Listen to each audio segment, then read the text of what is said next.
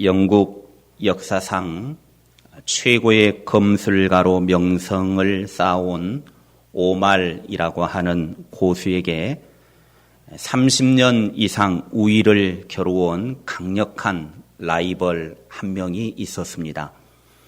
한 번은 막상막하의 실력을 자랑하는 이 두 명의 검술사가 서로 검술 실력을 겨루게 됐습니다. 두 사람이 말 위에 타서 칼을 들고 검술을 겨루는데 갑자기 한 명이 먼저 말에서 떨어지는 치명적인 실수를 범하고 말았습니다. 단 한 칼이면 상대를 제압할 수 있는 절호의 기회가 오말에게 왔습니다. 그 순간 궁지에 몰린 검술사가 오말의 얼굴에다가 침을 태하고 뱉었습니다. 예기치 않은 상대 검술사의 무례한 행동에 놀란 오말이 즉시 검을 거두고 이렇게 말을 했다고 합니다. 오늘 결투는 여기서 끝내고 다음에 다시 겨루기로 합시다. 어리둥절해진 사람들이 아니 단칼이면 이제 끝낼 텐데 당신이 최고가 될 텐데 왜 멈추는 겁니까? 오말에게 물었습니다. 그랬더니 오말이 이렇게 대답했습니다. 나는 지난 30여 년간 검술을 통해서 나 자신을 연마해 왔습니다. 나에게는 원칙이 하나 있는데 그것은 화가 났을 때는 절대로 검을 쓰지 않는다는 것입니다. 그 결과 나는 숱한 검술 시합에서 한 번도 져본 적이 없습니다. 그런데 조금 전에 그가 내게 침을 뱉는 순간 화가 머리끝까지 치밀어 올랐습니다.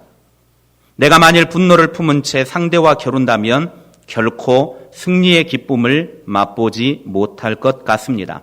그래서 일단 흥분을 가라앉힌 후 다시 겨루기로 한 것입니다. 그날 이후 그 둘은 검술의 최고 달인을 뽑는데 실패했습니다. 왜냐하면 오말의 말에 깊은 감동을 받은 그 경쟁자가 오말의 제자로 들어와 버렸기 때문이었습니다. 좋은 생각이 행복을 부른다에 나오는 책의 이야기 중에 한 대목입니다. 사람이 궁지에 몰린 쥐의 상황이 되면 이성을 잃게 됩니다. 그러나 이성을 잃고 말을 하고 행동을 하면 절대로 좋은 결과를 기대할 수 없습니다.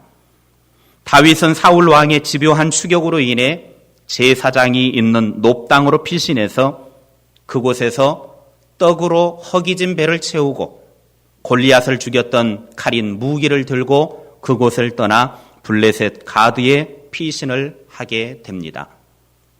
그러나 그곳에서도 자신의 신분이 발각이 되어져서 죽을 위기에 처했을 때 가드왕 아기스 앞에서 미친 척을 하며 그는 구사일생하게 됩니다. 죽음의 위기에서 살아나온 다윗은 가드를 떠나서 유다 광야 아둘람 굴로 도피합니다. 생지마냥 궁지에 몰려있는 다윗이었지만 그는 절대로 흥분하지 않았습니다. 자기 자신만 살겠다고 아둥바둥 하지 않았습니다.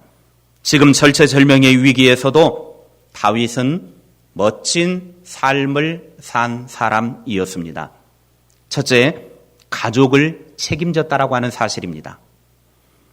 다윗이 블레셋에서 살아나와 아둘람 굴에 피신했다라고 하는 소식이 가족들에게 전해졌고 형제들과 부모와 집안의 모든 사람들이 다 아둘람 굴로 찾아왔습니다.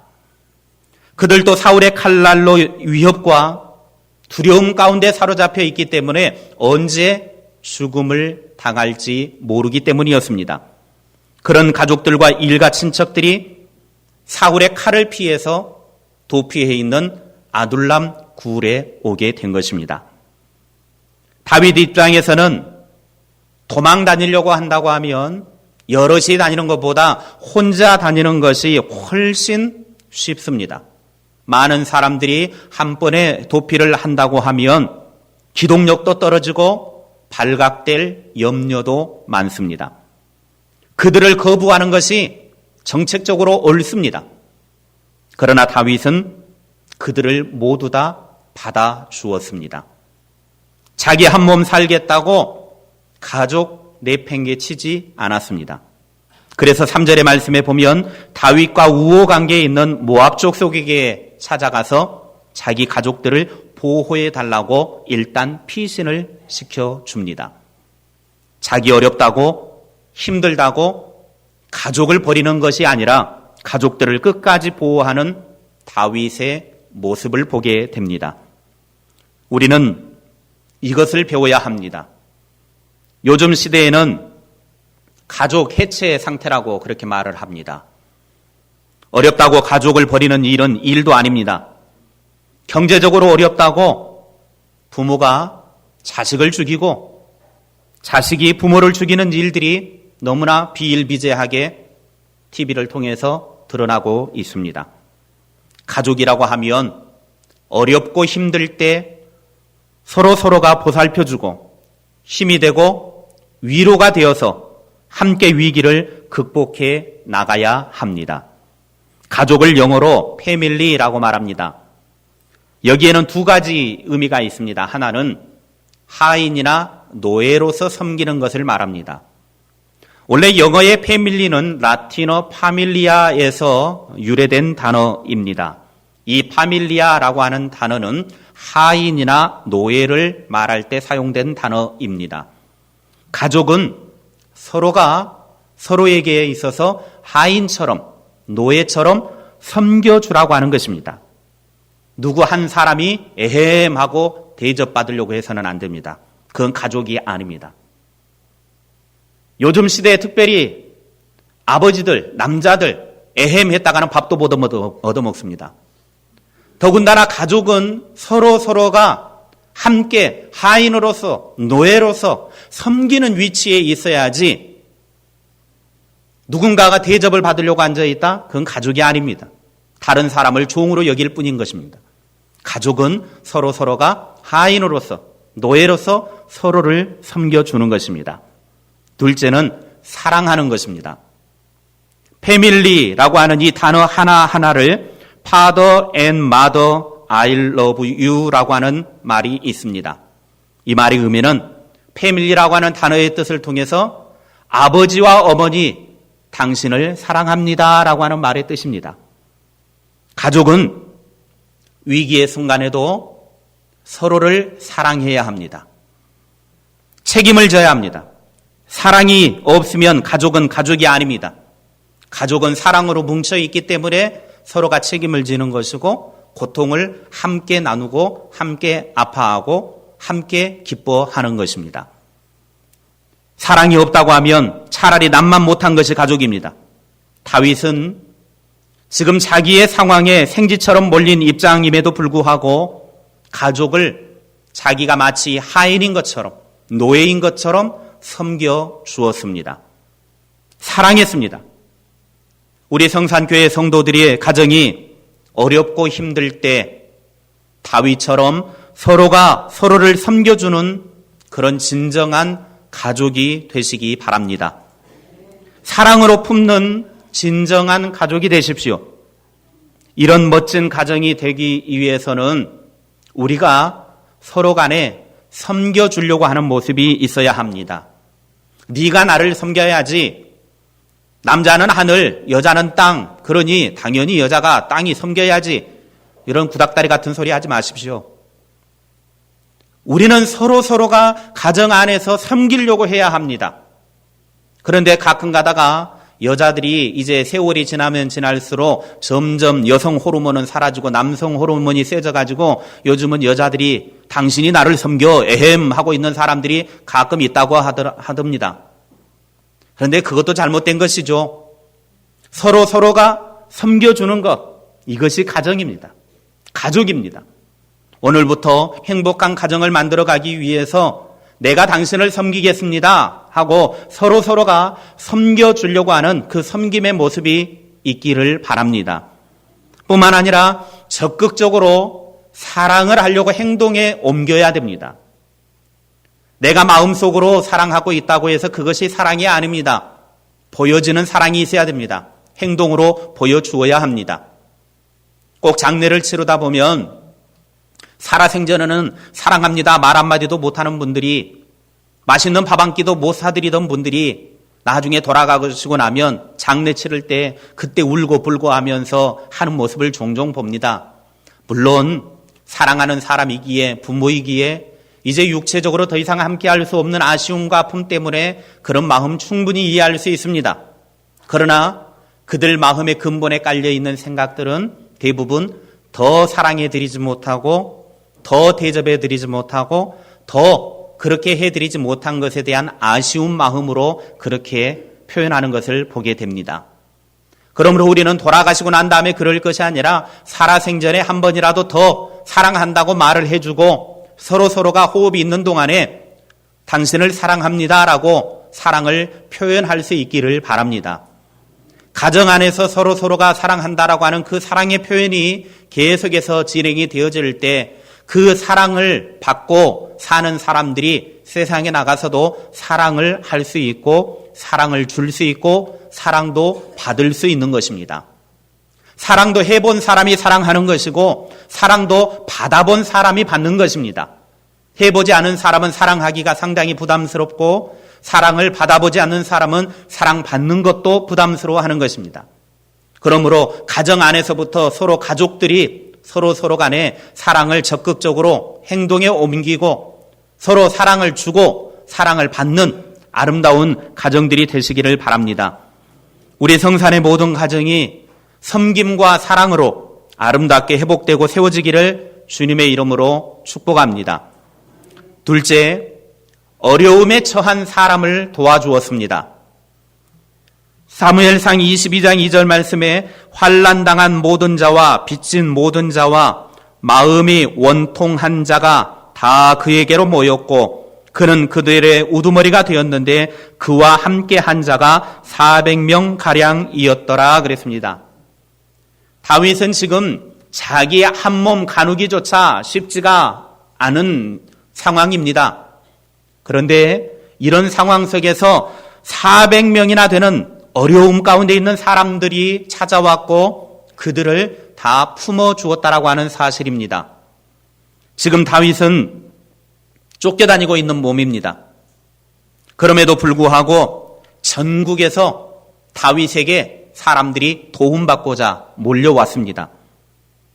사울의 학대를 견딜 수 없어서 환난을 당하고 있는 사람, 빚을 지고서 도저히 갚을 길이 없어서 힘들어하고 있는 사람들, 이가 갈리고 원통한 일이 있지만 갚을 힘이 없는 사람들이 전국 각지에서 400명이나 되는 사람들이 아둘람 굴의 피신에 있는 다윗에게 도움을 청하기 위해 찾아왔습니다. 지금 다윗 자신도 궁지에 몰려 있는데 다윗은 궁지에 몰려 있는 그 사람들을 모른다 하지 아니하고 그 사람들을 다 받아 주었습니다. 우리가 성공한 사람에게 찾아가서 친구가 되어주는 것, 내가 출세한 사람에게 찾아가서 친구가 되어주는 것, 내가 한 그릇 사주니 너도 한 그릇 사준다, 끼리끼리만 모이는 것 얼마든지 할 수 있습니다. 그러나 예수님께서 하신 말씀이 무엇입니까? 누가 음식을 차리려고 하거든 전혀 갚을 길이 없는 사람을 위해서 청하라 그렇게 말씀하셨습니다. 갚을 길이 없는 사람을 청한다라고 하는 말은 그 갚을 길이 없는 사람을 청하여서 대접을 하게 되어지면 돌아갈 때 얼마나 진정으로 그 사람이 축복하겠습니까? 야, 내가 이 사람에게 갚아줄 것이 없음에도 불구하고 나를 이렇게 청해서 이 귀한 음식을 주니 얼마나 감사한가 하면서 그 사람이 마음껏 그 사람을 축복해 준다라고 하는 것입니다. 나를 사랑하는 사람을 사랑하고 내게 무난하는 사람을 무난할 때는 믿지 않는 사람보다 나은 것이 뭐가 있겠습니까? 세리와 죄인들도 그렇게 한다고 예수님은 말씀하셨습니다. 그것은 웬만하면 누구나 하는 것입니다. 그러나 진정한 삶의 모습은 믿지 않는 사람들에게 본이 되어지고 진실한 삶의 그리스도인으로서 삶의 그 증거로 나타나는 삶의 모습은 내가 도저히 그 사람에게 무언가를 해주었을 때 갚을 길이 없지만 그 사람에게 진정한 마음으로 해줄 수 있는 그 마음을 가질 때 그 삶이 진정한 복 있는 삶이고 사람들에게 인정받는 것입니다. 다윗은 지금 자기에게 도움을 받기 위해서 몰려온 수많은 사람들, 어떻게 보면 지금 다윗이 도움을 받아야 될 판입니다. 그런데 다윗은 자기에게 도움을 받으러 온 그 많은 사람들, 다윗에게 몰려오기는 몰려왔는데 오히려 주면 줬지 받을 것이라고 하는 하나도 없는 사람들, 약자, 공궁한 자, 그리고 궁지에 몰린 사람, 이런 사람에게 다윗은 친구가 되어 주었습니다. 그들을 감싸 안아 주었습니다. 다윗은 이들과 함께 고난을 감수하기로 작정했습니다. 그들을 진정으로 사랑해 주었다라고 하는 것입니다. 그랬더니 나중에 이 모든 어려움을 극복하고 난 후에 사무엘하 2장 3절 이하에 보면 다윗과 함께 이들도 영광과 기쁨을 함께 얻는 축복을 누리게 됩니다. 다윗이 어렵고 힘들었을 때 함께 해주었던 사람들, 어렵고 힘든 그들을 품어주고 다윗이 함께 고난을 이겨나갔을 때 영광과 기쁨도 함께 누리게 되더라는 것입니다. 이런 다윗의 모습은 마치 우리 예수님의 모습을 본 듯 합니다. 예수님은 동네에 갈 때마다 가는 곳마다 죄인과 세리들의 친구가 되어 주었습니다. 그래서 주변에 있던 사람들이 예수님을 향하여서 저가 죄인들의 친구다, 그렇게 비난을 했습니다. 죄인들이라고 해서 동네에서 손가락질을 하면서 인사도 하지 않았습니다. 세리가 지나가면 침을 뱉고 모욕을 했습니다. 그런 사람을 찾아가서 예수님은 친구가 되어주셨습니다. 우리 신앙인들은 주님과 함께 끝까지 고난을 감수해야 합니다. 신앙생활하다가 조금 힘들다고 신앙생활 포기해서는 안 됩니다. 신앙생활하는 것에 대해서 불신자들에게 손가락질을 당하고 욕을 먹는다고 신앙생활 절대로 포기하지 마십시오. 예수님과 함께 끝까지 고난을 견디면 마침내 하늘의 영광을 얻게 될 것입니다. 함께 어려움을 당하는 사람들, 고난을 당하는 사람들, 그들과 함께 믿음의 길을 걸어가십시오. 어려움을 함께 이겨내십시오. 나를 괴롭히고 힘들게 하는 사람이 있다고 하면 서로가 격려하고 위로하고 용기를 주면서 이 신앙의 어려움 길들을 이겨낼 수 있기를 바랍니다. 스데반은 자기에게 돌을 들어 치는 사람들을 향하여 원망하거나 미워하지 않았습니다. 오히려 그들을 용서하고 사랑으로 품어주었습니다. 스데반이 그들을 용서하고 사랑으로 품을 수 있었던 비결이 무엇입니까? 스데반은 예수 그리스도의 십자가의 피로 자기 죄가 용서받았고 자기가 하나님의 사랑을 받았음을 알았기에 그 사랑과 용서를 가지고 자기를 향하여 돌을 치는 자들을 사랑해주고 용서해 주었습니다. 내가 용서받았으니, 내가 사랑받았으니 나보다 어렵고 힘든 사람들, 괴로움 가운데 있는 사람들 품어주고 용서해야 합니다. 하나님이 만약 나를 용서해 주지 않았다고 하면 우리는 이미 이 세상 사람이 아닙니다. 우리를 하나님이 용서해 주셨기 때문에, 사랑해 주셨기 때문에 오늘 여기에 호흡을 하며 좋은 세상 가운데 살아가고 있는 것입니다. 하나님의 사랑받았습니까? 하나님으로부터 용서받았습니까?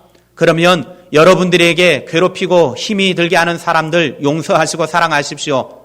그리고 여러분들이 그들을 위해서 오히려 도움이 되어 주십시오. 어렵고 힘든 사람들 편에 서셔서 그들을 도와주고 그들과 함께 이 모든 힘든 시간들을 이겨낼 수 있는 하나님의 사람들이 되시기를 바랍니다. 주변에 어려운 중에 있는 사람들을 붙잡아 주시기 바랍니다. 함께 이겨나가도록 격려하면서 궁지에 몰린 사람을 붙들어주며 함께 이겨나가십시오. 셋째, 하나님의 뜻을 구했습니다. 22장 3절 말씀에 다윗이 거기서 모압 미스베로 가서 모압 왕에게 이르되 하나님이 나를 위하여 어떻게 하실지를 내가 알기까지 나의 부모가 나와서 당신들과 함께 있게 하기를 청하나이다 하고 그랬습니다. 다윗은 지금 자기가 생쥐처럼 궁지에 몰려 있는 상황이 되었지만 가족을 섬기기로 작정했고 사랑함으로 그들을 책임졌을 뿐만 아니라 자기 주변에 찾아온 어려움 가운데 있는 사람들을 도와주었습니다. 그러면서도 다윗은 하나님의 뜻이 어디에 있는지 구했다라고 하는 사실입니다. 가족들을 모압 왕에게 맡겨주면서 잠시 이 어려움을 좀 이겨낼 수 있도록 내 가족을 돌봐주십시오 라고 맡기면서 하나님께서 나를 위해서 어떻게 하실지 하나님의 뜻하심을 알아야겠다라는 것입니다. 자신이 어떻게 해야 할지, 자신이 해야 할 일이 무엇인지 하나님께서 알려주시면 그 알려주신 대로 하나님의 뜻하심대로 행동하겠다라고 하는 것이 다윗의 고백이었습니다. 궁지에 몰린 상황에서도 도저히 헤어날 구멍이 없음에도 불구하고 그 속에서 믿음의 눈을 들어 하나님의 뜻을 구했을 때 하나님께서는 갓 선지자를 통해서 다윗에게 말씀하셨습니다. 너는 지금 이 산중에 머물러 있지 말고 유다 땅으로 가라, 그렇게 말씀하십니다. 무슨 말씀입니까?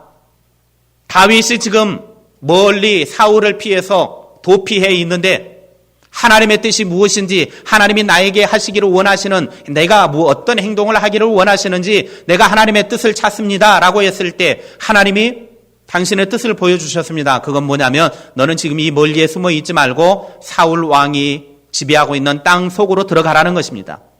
사울의 경내 안으로 들어가라는 것이죠.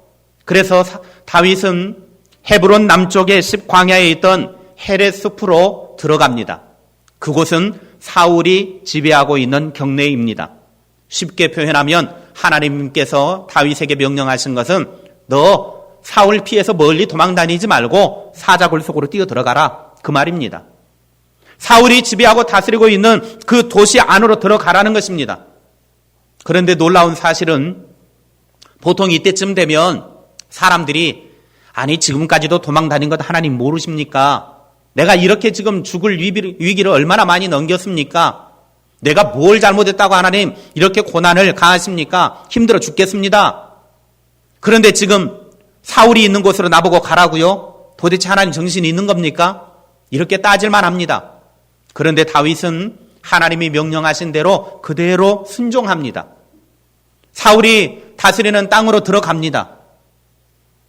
이것이 우리들에게 의미하는 건 뭐냐면 하나님의 뜻을 다윗이 구했을 때 하나님이 나에게 어떤 행동을 하기를 원하시는지 하나님의 뜻하심을 나는 구합니다 라고 했을 때는 이미 다윗 마음속에는 하나님이 어떤 명령을 하시더라도 나는 그 명령에 순종하겠습니다 라고 하는 것이 기본으로 깔려 있는 것입니다. 그러니까 지금 하나님께서 갓 선지자를 통해서 다윗에게 하는 말이 너는 사울이 있는 곳으로 들어가라 했을 때 하나님의 명령에 순종하여 지금 죽음을 향해 뛰어 들어가는 것입니다. 상식적으로 할 수만 있으면 사울이 있는 곳으로부터 멀리 벗어나야만 합니다. 사울은 지금 제정신이 아닙니다. 완전 미쳐버렸습니다. 특공대까지 조직을 해서 다윗을 잡으려고 군사를 거느리고 지금 맹추격하고 있습니다. 왕이 할 짓이 없어서 지금 그러고 앉아 있습니다. 할 수만 있으면 멀리 피해야 되는데 하나님은 그곳으로 들어가라. 다윗은 그것이 하나님의 뜻이기에 하나님의 말씀에 순종해서 그렇게 들어가고 있더라고 하는 것입니다. 다윗이 이렇게 말도 안 되는 하나님의 명령이었지만 하나님의 명령에 순종했을 때 이 모든 위기와 어려움들을 극복하게 되어지고 사울이 죽고 차기 왕으로 세움을 받을 수 있었던 것입니다. 이렇게 하나님의 말씀에 순종하기 원하는 사람, 하나님의 말씀이라고 하면 어떤 말씀이든지 순종하기를 원하는 사람이 다음 왕이 되기를 하나님은 원하셨습니다. 사울이 너무나 하나님의 말씀에 불순종했기 때문에 하나님께서 다윗에게 이런 고난을 통해서 하나님의 명령에 순종하는 사람, 하나님이 죽으라고 하면 죽는 신용까지 할 수 있는 그런 사람, 그런 사람이 왕이 되어지기를 하나님은 고대하셨던 것입니다. 그런데 다윗은 그 하나님의 명령에 순종하여 죽으라고 하는 그 자리까지 들어가고 있는 것입니다. 그런 다윗, 하나님 앞에 아름답게 쓰임받은 것입니다. 오늘 저와 여러분도 하나님이 우리들에게 어떤 말씀을 하실 때 그 말씀이 내가 하나님의 뜻을 구합니다 라고 한다고 하면 하나님이 나에게 무엇을 원하실 때 나에게 유익이 되고 무언가 좋은 돈이 되거나 그런 곳이 아니라 오히려 죽음의 자리와 같은 곳으로 나를 내몬다고 할 때도 그것이 하나님의 뜻이라고 하면 그것에 순종할 수 있는 사람이 되어야 합니다. 그런 순종을 통해서 하나님께서 우리를 사랑하여 주시고 하나님의 마음에 합한 사람이 될 것입니다. 다윗의 이런 모습을 보고 하나님께서 다윗을 향하여 하시는 말씀이 뭐냐면 이새의 아들 다윗을 보니 그가 내 마음에 합한 자라 그렇게 말씀하셨습니다. 다윗의 마음과 하나님의 마음이 딱 맞아 떨어지더라는 거예요. 오늘 이 시대에도 저와 여러분이 하나님이 나에게 어떤 명령을 하시든지 간에 그 명령에 순종하여 하나님의 마음에 합하다라고 인정받을 수 있는 저와 여러분의 삶이 될 수 있기를 바랍니다. 하나님의 뜻을 구하십니까? 그것이 여러분에게 손해가 되는 것처럼 보인다 할지라도 하나님이 명령하시면 그 명령에 순종하십시오. 그것이 진정으로 하나님의 뜻을 구하는 사람의 모습입니다. 지난 월요일에 둘째 형님의 장모님이 돌아가셔서 갑작스럽게 서울을 이쪽 시골에 있는 형제들이 모여가지고 서울에 문상을 가게 됐습니다. 가면서 이제 봉고차를 타고 쭉 가면서 이런저런 이야기를 형제들 간에 주고받고 하면서 신앙생활 했던 이야기들 이런저런 이야기를 하다가 큰형님네 가정이 큰 어려움을 당했던 이야기를 해주는데 정말 감동이 됐습니다. 큰형수가 교회에서 연세 드신 70세 이상 되신 할아버지 할머니들을 모시고 교회에서 이제 어디 저쪽 그 밑에 장흥 쪽으로 이렇게 놀러 가게 되어지는데 운전할 사람이 아무도 없어가지고 낮이다 평일이다 보니까 운전해 줄 사람이 없어서 형수님이 어쩔 수 없이 운전대를 붙잡고 자기가 봉고차를 끌고 이렇게 운전을 하고 갔답니다. 그런데 그만 운전을 하고 가다가 내비게이션을 운전 중에 이렇게 작동을 하다가 신호가 바뀌었는데 신호가 바뀐 것도 모르고 이거 하다가 지나갔는데 상대편에서 큰 대형 트럭이 와가지고 이 스타렉스를 뒤에서 추돌을 해버렸습니다. 그래가지고 많은 할아버지 할머니가 그 차에 타고 있는데 차가 막 굴러가지고 많은 사람이 크게 다치고 한 분이 돌아가셨답니다. 그래서 교회에서 이제 큰 어려움에 처하게 됐습니다. 이제 너무나 많은 사람들이 다치고 병원에 누워있고 또 한 사람이 죽어있는데 당신도 지금 병원에 이렇게 같이 이제 수습을 해가지고 누워있는데 도저히 이렇게는 내가 못 살겠다 싶어가지고 병원에서 자살을 하려고 옥상 위로 걸어 올라갔답니다. 내가 이렇게 사람을 죽이고 수많은 사람들을 다치게 하고 교회에 유익도 되지 못하고 이건 이제 내가 큰일이다. 이렇게 살 바에는 차라리 죽어야 되겠다 싶어가지고 옥상에 올라가서 뛰어내리려고 딱 서 있는데 저기 보니까 주차장에 교회 목사님하고 장로님이 지금 딱 나오는 걸 보게 됩니다. 그래서 아이고 목사님하고 장로님이 오셨네 하고 빨리 뛰어내려야지 라고 그런 생각을 하고 있는데 자리에 목사님하고 장로님이 와서 보니까 없는 거예요. 그래서 그분들이 목사님이 딱 생각하기를 이건 큰일이다. 빨리 모든 직원들 다 동원해서 찾으시오 해가지고 옥상에 가보니까 아니나 다를까 뛰어내리려고 준비하고 있는 겁니다.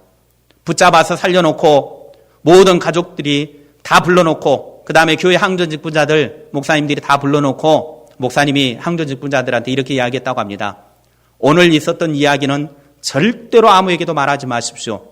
이건 말하면 서로 좋은 일 아무것도 없으니까 교회에 유익이 되지 못하니까 절대로 아무 말도 하지 마시고 조용히 입 다무십시오. 그리고 기도만 하십시오.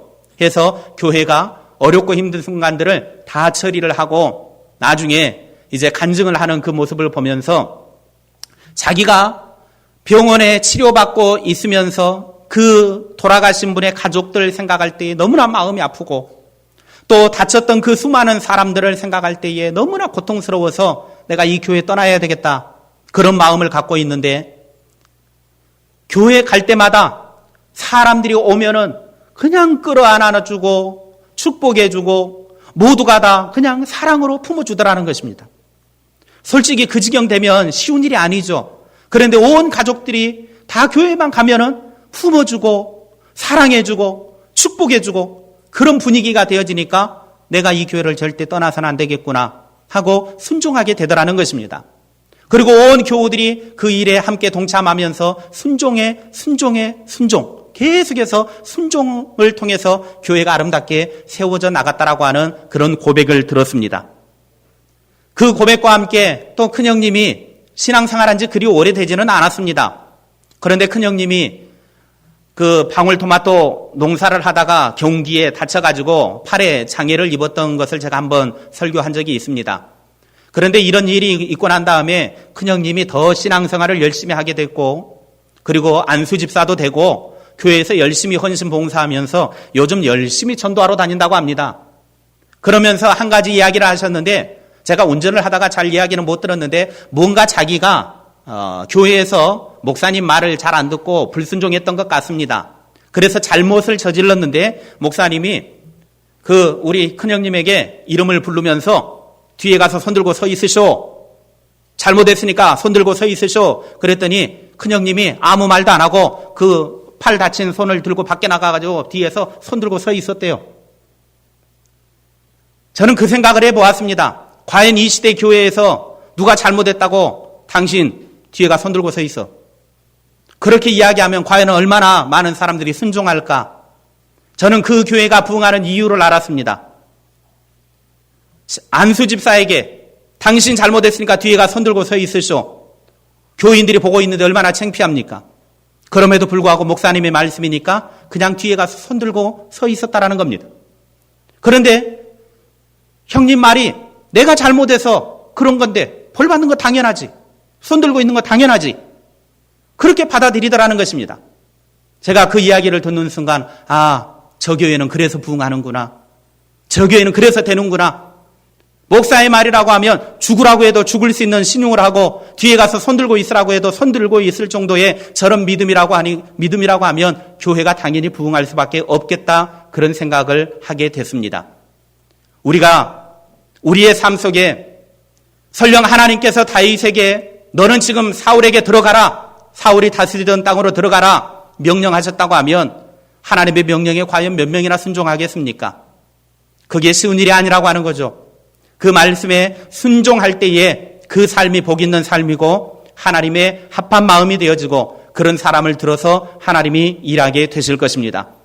늘 언제나 하나님의 말씀에 순종하여 하나님의 뜻을 이루어가는 아름다운 삶이 되시기를 바랍니다. 궁지에 몰린 생쥐 입장에서도 다윗은 가족을 책임지고 어려운 사람들을 도와주고 하나님의 뜻을 찾아 순종했을 때 그는 이 모든 위기들을 극복해 나갔습니다. 그래서 시편 57편과 63편이 이 시기에 다윗이 하나님께 드린 위대한 찬양이요 신앙의 고백이었습니다. 오늘은 점심 드시고 이 시편 57편과 63편을 10번 읽으시기 바랍니다. 어차피 점심 드시고 나시면 특별히 할 일 없으실 텐데 잠깐 오후 예배까지 시간 남으실 때 그 시간에 앉으셔서 시편 57편, 63편 10번씩 꼭 읽으시기 바랍니다. 이 말씀을 읽으면서 환난과 핍박의 때, 위기의 때에 이겨낼 수 있는 방법들을 발견하게 될 것입니다. 다윗처럼 궁지에 몰린 생쥐의 상황에서도 어떻게 승리할 수 있는지를 하나님께서는 가르쳐 주실 것입니다. 사랑하는 성도 여러분, 혹시 다윗처럼 궁지에 몰린 생쥐의 상황입니까? 이 상황이 지긋지긋하고 너무 힘드십니까? 죽을 지경입니까? 평강의 주님께서 위로하시고 힘 주시기를 원합니다. 인생의 역경 가운데서도 하나님을 의지하고 그분을 믿으시기 바랍니다. 다윗이 이 모든 어려움들을 이겨내면서 시편 57편 1절에 이렇게 말씀합니다. 하나님이여 내게 은혜를 베푸소서, 내게 은혜를 베푸소서. 내 영혼이 주께로 피하되 주의 날개 그늘 아래에서 이 재앙들이 지나기까지 피하리이다. 아멘.